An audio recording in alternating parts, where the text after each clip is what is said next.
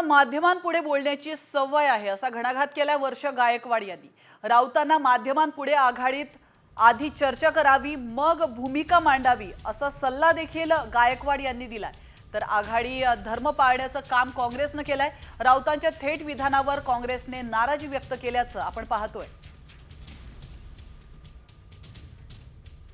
महाविकास आघाडीतील नेते आहेत, त्यांची एकमेकांबद्दलची वक्तव्य आहेत आणि यामुळे कुठेतरी महाविकास आघाडीमध्ये सारं काही आलबेल नाहीये असे चित्र आहे। आणि या सगळ्या संदर्भात बोलण्यासाठी आपल्यासोबत काँग्रेसच्या खासदार आणि मुंबई अध्यक्ष वर्षा गायकवाड आहेत।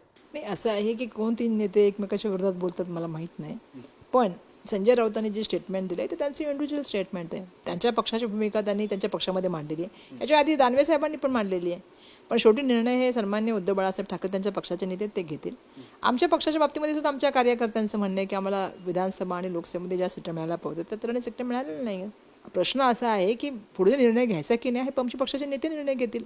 आमच्या पक्षाच्या कार्यकर्त्यांची भूमिका अशीच असणार आहे की जी त्यांना वाटतं, काहींना असं वाटतं की बाबा स्वतंत्र लढलं पाहिजे, काहींना असं वाटतं की मोठ्या निवडणुकीमध्ये सगळे एकत्र येतात आणि छोट्या निवडणुकीमध्ये अलायन्स होत नाहीत। प्रत्येकाची भूमिका वेगळी असू शकते। दुसरी प्रश्न आहे की संजय राऊत साहेब नेहमीच बोलतात, त्यामुळे आणि याच्या आधी दानवे साहेब पण बोलले, पण त्याच्यानंतर जेव्हा मी ठाकरे साहेबांना भेटले किंवा आदित्यजींना भेटले तेव्हा मला असं वाटलं नाही त्यांच्या बोलण्यातून। व्हिडिओ जर्नलिस्ट रोहित गिरीश कांबळे, साम टीव्ही, मुंबई।